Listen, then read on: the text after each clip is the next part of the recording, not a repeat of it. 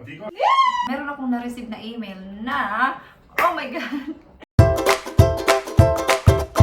Oh my God. Galing ako sa work, hindi na ako nakapag-vlog kanina, no. I'm really sorry kung hindi na ako nag-start ng aking vlog. Kasi wala talaga akong balak mag-vlog today. Kasi meron naman akong naka-scheduled na vlogs for the coming days. Pero guys, meron akong na-receive na email na, oh my God. Meron akong na-receive na email na successful na daw yung aking British citizen application. So, yeah, I'm so happy. And mamaya i-vlog ko na, sasabihin ko siya kay Dave. Kasi for sure, excited din yun siya kasi finally tapos na talaga yung aking journey, yung pag-renew ng mga visa dito sa UK kasi di ba pamahal ng pamahal, and then finally tapos na talaga siya. So yeah guys, I can't help it. I'm just smiling because of course masaya ako guys, and yung naisip ko lang talaga is finally na-settled na talaga ako sa UK, no, kasi tapos na talaga lahat ng aking application, tapos na talaga siya. Yun lang yung masasabi ko, tapos na.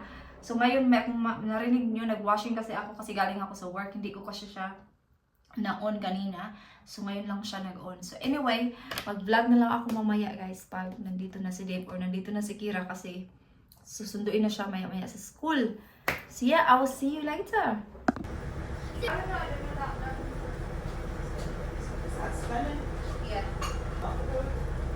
No, it's not ready yet. You want some? It's too heavy. Yeah, you want some? I want one. Yeah, she Let likes me have some fun with it. Okay, so I don't know David's case. Right. I'll get them off you one day and I'll get a set cut. Are you walking tomorrow if it's nice or you want to lift? By the way, I have something to tell you. Have you got it? Today!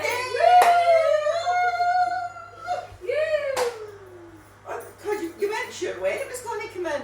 No, I But you don't know when you go to get your... No. She's pregnant. You're right. I just got it about 40 minutes ago. Oh, that's good then. That's good. Yeah, so I will book that one. Get the... I will wait for that letter, which is by post, And then I will they will give try you a to date? book. Oh, you can book a date Yeah. that suits you. Oh, that's fine. Yeah, so I need to book it probably in Eastbourne. Right. Well, that's easy to get to. No, It's a secret. Wait for that. Wait, Mom, Daddy tell comes me. back. Wait, when he comes back, I'll be holding the sign up for when he sees it. Okay. Yeah, that's it. Okay, it's finished. You Right. okay? Let's see. Where's the tablet? Your tablet is behind the door in the bedroom. Let me. Here's your phone. You want? Oh my God, it's very juicy. Bye-bye. So 5:30 na, start na ako magluto ng dinner. Di ba kahapon nagluto ako ng manok, diba? Yung sobra, marami kasing sobra, ito pa yung kahapon. So nilitsyon paksiw ko siya. Tapos mag-rice kaming dalawa ni Kira. So chicken din yung sa kanya. Tapos kay Dave is ito. Tapos may baked potato siya. Tapos magsasalad. Yun yung kanyang dinner. I think pakainin ko na si Kira muna kasi nagutom na daw siya. Mauna na siya. Kasi sabi niya nagutom na daw siya. So sabi ko wait lang. Tapos ako sabay na ako kay Dave. Kasi galing yan sa school, di ba? So siyempre gutom. Alam niyo na pag galing sa school,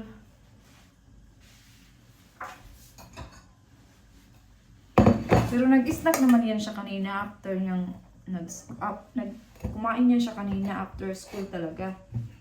Pero nagutom na daw siya kaya pakainin ko na ng dinner. Maganda yung araw today. May sunshine. Lumabas si Mr. Sun kaya yung mga tao dito sa England is happy kasi nakalabas sila. Kasi pag walang araw ay naku, yung mood mo din down. Kaya super happy ng mga English pag may araw. Like, super happy nila. Kainin na natin yung ating anak. Rice ni Kira, tsaka yung lechon paksiw. Okay, did you wash your hands?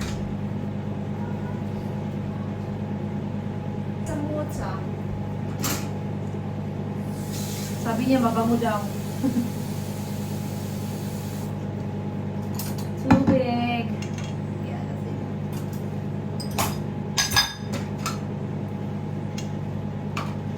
Medyo nagutom na rin ako si Dave. On the way na siya. Malapit na naman siya. Malapit na yung work ni Dave this week. Nasa Brighton lang siya.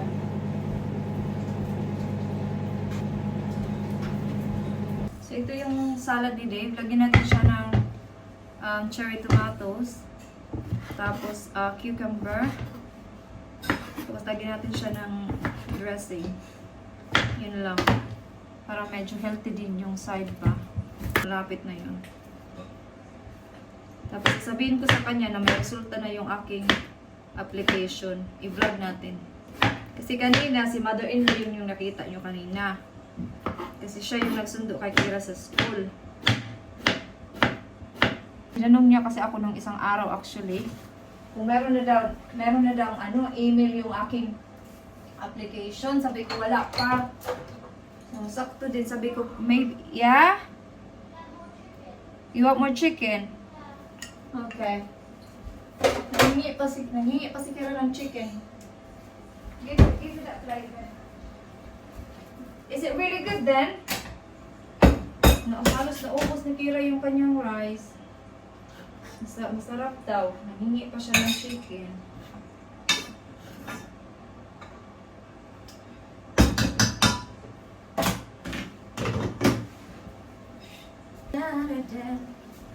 Okay, so yan na.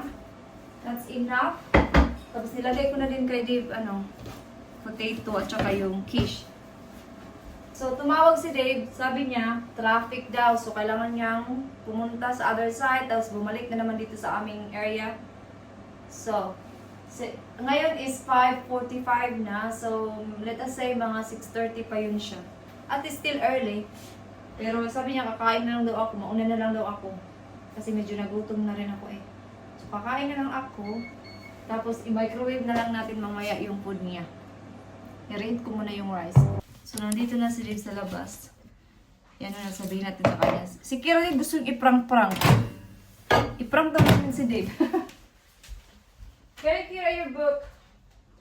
Tapos kakain na yan siya maya-maya. Look, he's coming! He's coming! He's coming! Kira, hurry!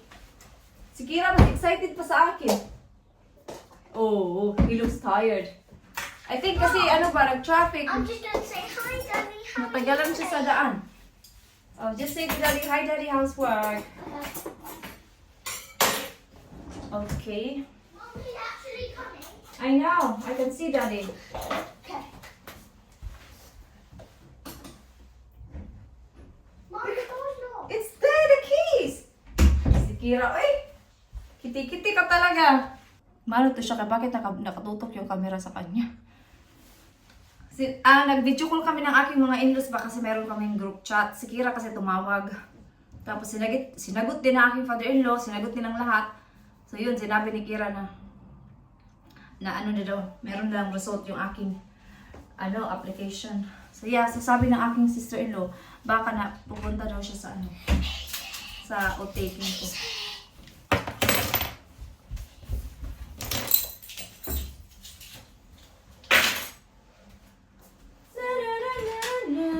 Mom was excited to see you. Mom was excited to see you.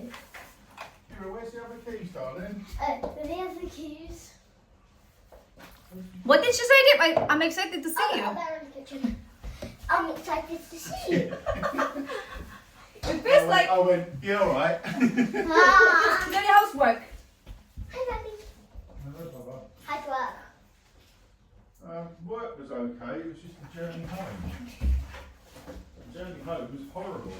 So you're ready to eat now? Oh, yeah, give me a minute.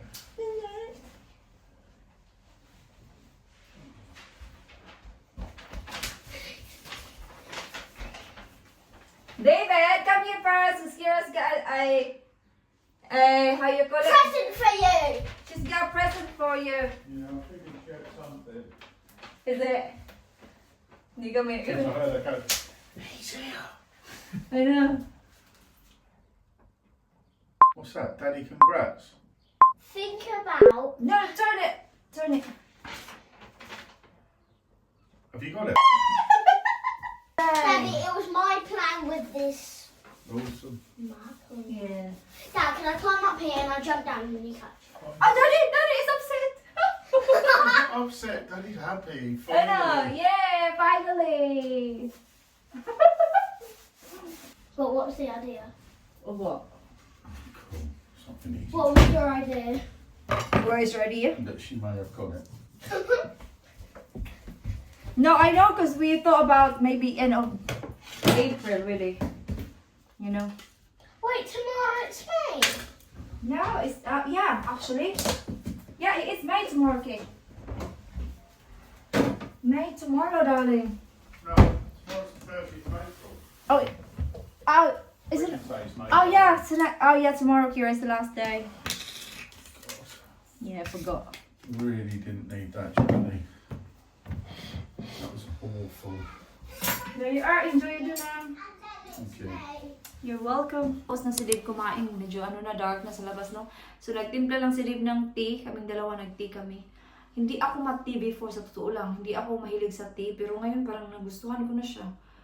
And kinabukasan din, pag nagti-tea ako sa gabi, parang nagtutoilet talaga ako sa umaga, which is really good. And then, gumawa din si Dave ng kanyang breakfast for tomorrow's work. Ito yung ginawa niya. Ito para to sa kanya kasi pag umaalis siya sa work, dinadala na lang niya yung ganito. Tapos doon na siya sa work kumakain. Nasaan yun? Gumawa din sila yung nung para sa akin, para bukas din. Nasaan yun? Ito daw yung akin daw. So yeah. So kailangan ko na mag-wash and I will see you in a bit para mag-skincare ako. Okay guys? So, tapos na akong mag-wash. So, pag-usapan natin yung email kanina. So, na-receive ko na siya kaninang mga after ko nag-work. So, hindi ko na-expect na kanina. Pero, may feeling na talaga ako na end of April. Kasi 8 weeks na siya in total. Kasi yun naman daw talaga yung parang nila pa after 8 weeks.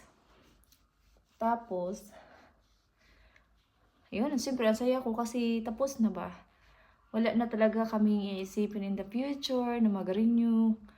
Kasi nga, British citizen na. But, to be official, para officially talaga na British na ako, siyempre, ibuko pa yung aking oath-taking, which is probably mga mid-May ko pa siya i-book. But, itry ko siyang tingnan bukas. And kasi siyempre, tanungin ko pa yung mga in-laws ko kung ano yung available sila. But, flexible naman yun sila kasi gusto din nilang sumama talaga. Especially yung aking mother-in-law. Gusto niya talagang sumama. Tapos, para syempre, it's a big thing din yun sa akin guys. Kaya gusto din nilang pumunta. Tapos, yun nga kanina, nag-video call kami lahat sa aming group chat. Tapos sabi ng aking sister-in-law, sasama din daw siya. Kahit hindi ko pa sila inimbita, gusto na nilang, pumunta din doon sa time na magiging British talaga ako officially. Yun, so, yeah, masaya si Dimi. Naiyak nga siya kasi syempre, di ba? It's a big thing. And then finally, ma-feel mo na talagang taga dito ka na talaga kasi British citizen na talaga ako. Parang ganun ba? But, hindi ko naman talaga yun minamadali talaga na maging British ako. Yun nga lang, pamahal yung presyo nila every year, nagpamahal. Kaya, nag-decide na lang talaga si Dave na i-apply na lang talaga yung application ko. Kaya, yun ang nangyayari. So, hopefully, mabuko siya soon. And then, mag-o-taking na ako soon. And then, apply na for British passport. And then, that's it. Yun lang, guys. So, happy, exciting, kasi, di ba, makakapag-holiday na kami without thinking na mag-apply pa ako ng visa sa London, mga ganun. Kasi, pag British citizen ka na, mas easier kasi wala nang mga visa, you can travel anywhere. Anyway guys, end ko na dito yung vlog kasi pahaba na ng pahaba. And ito yung aking ginamit na toner. As usual, itong Kiehl's. Yeah, ito lang yung ginamit kong toner kasi para fresh itong mukha pagkaugma na. So yeah, so thank you so much guys for watching this vlog, and I hope to see you guys on my next one. Thank you, bye bye.